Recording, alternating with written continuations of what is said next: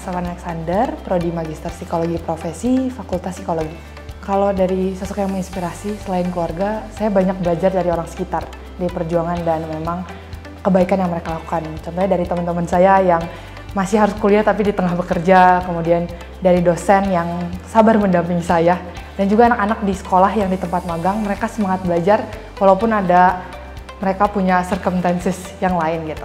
Nah, lewat hal-hal ini saya lihat bahwa di balik umur ataupun latar belakang, semua orang punya kesulitan.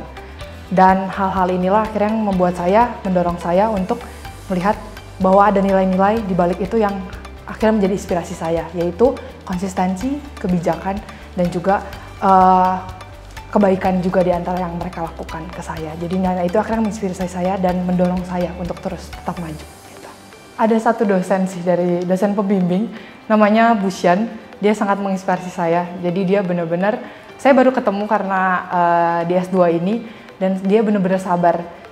Dia dosen yang banyak diskusi. Awalnya saya takut sama dia karena senior sekali. Tapi waktu saya ngobrol sama dia, dia justru banyak buka insight untuk saya. Dan dia juga banyak, bukan tipe mengajar satu arah. Jadi dia melihat bahwa apa yang saya bisa pelajari dari kamu. Jadi saya merasa dihargai juga gitu sebagai mahasiswa. Mungkin dia sih yang paling menginspirasi saya. Halo, kenalin, nama aku Anamelia Kamil. Aku merupakan mahasiswi dari program studi Sarjana Sastra China, Fakultas Humaniora dan Industri Kreatif. Oke, yang paling menginspirasi sebenarnya ada dua sosok, tapi dua-duanya ini adalah idol favorit aku. Yang pertama itu adalah Chong Chen-le. Dia itu adalah member K-pop group NCT Dream, tapi dia asal dari Shanghai. Dan dulu tuh aku adore banget dia, dan dia tuh aku suka juga nontonin variety show-nya dia, apalagi waktu ngomong bahasa Mandarin. Jadi aku pikir dia tuh bisa jadi salah satu penyemangat aku lah selama perkuliahan. Yang kedua, aku suka sama Eric Chou atau Chou Xing-che. Dia itu adalah Taiwanese mandopop singer.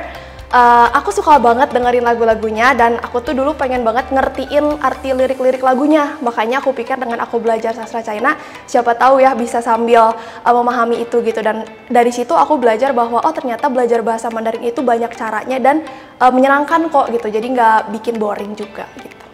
Halo, nama saya Kathleen Felicia Nabel dari Fakultas Teknologi dan Rekayasa Cerdas, program studi Magister Ilmu Komputer. Nah, jadi kebiasaan unik saya itu sebenarnya mencatat di kelas. Jadi saya mencatat perkataan dosen, penjelasan dari dosen itu secara rinci dan juga jelas. Jadi supaya saya tujuannya itu bisa lebih fokus di kelas selama belajar.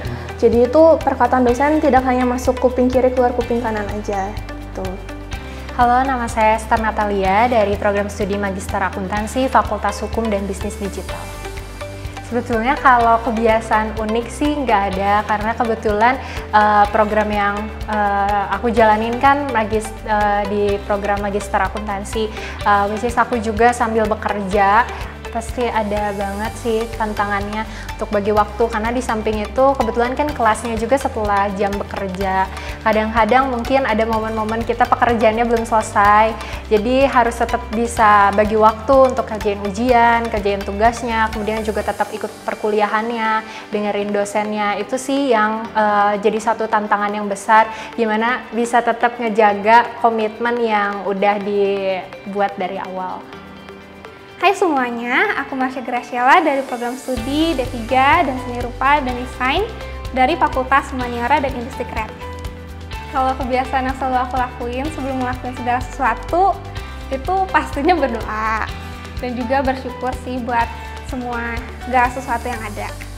Dan selain itu aku juga selalu mengarrange jadwal-jadwal apa yang harus aku kerjain, jadi semuanya terorganize. Banyak banget ya, banyak banget, cuman dari yang banyak itu mungkin aku rangkum jadi 3 aja. Yang pertama itu adalah Wirata Fest. Kayaknya aku ngerasa hidup aku selama 5 tahun terakhir ini, 4 tahun terakhir nggak lepas dari Wirata Fest. Karena di tahun 2021 aku datang ke Maranatha sebagai maba. Di tahun 2022 aku sempat ikut Hima dan aku jadi ketua OSJUR untuk anak-anak Sascin 22 waktu itu. Terus di 2023-2024 berkesempatan gabung sama panitia divisi acara buat ngadain eventnya gitu. Itu benar-benar pengalaman yang luar biasa banget. Aku bisa kenal sama banyak orang. Event itu teman-teman dari jurusan lain, bahkan ke staff-staff kampus segala macam semuanya. Terus di tahun 2024 dan 2025 aku juga kembali diundang sama teman-teman dari Hima, tapi untuk sebagai narasumber buat sharing-sharing seputar perkuliahan itu kayak gimana. Yang kedua itu pengalaman di mana aku bisa magang di Pusat Bahasa Mandarin Maranatha. Aku sempat magang di sana selama 1 tahun 3 bulan dan meskipun kesannya cuma sebentar, tapi pengalaman yang didapat itu banyak banget. Mulai dari aku bikinin konten, jadi harus searching tentang kebudayaan di sana gimana gitu ya, sampai aktif di kepanitiaannya, jadi MC segala macam, ngembangin skill juga tentunya.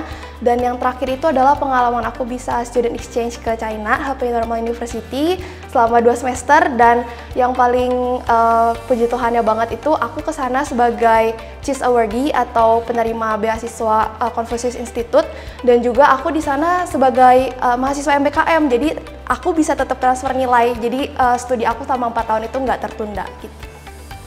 Salah satu pengalaman yang paling berkesan buat aku itu waktu tugas akhir kemarin.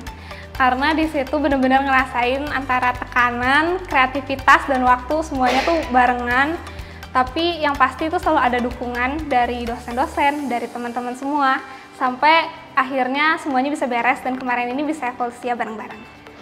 Nah, pesan saya buat Universitas Kristen Maranatha itu semoga kedepannya bisa terus maju, berkembang, dan juga menghasilkan lulusan-lulusan yang terbaik, bukan hanya dari bidang akademik, tapi juga dari moral yang baik dan juga bertanggung jawab.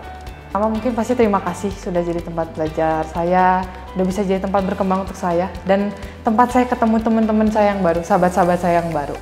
Itu jadi tempat yang sangat berharga buat saya.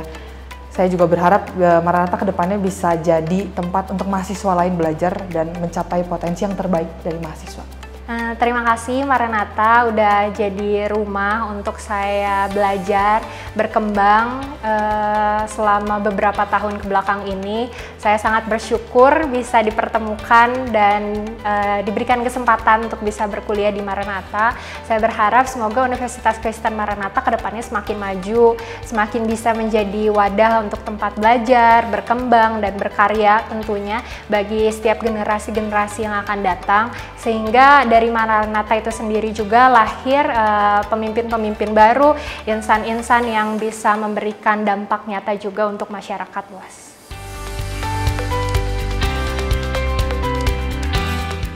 Fakultas Psikologi, Fakultas Teknologi dan Rekayasa Cerdas, Fakultas Humaniora dan Industri Kreatif, Fakultas Hukum dan Bisnis Digital, Fakultas Humaniora dan Industri Kreatif.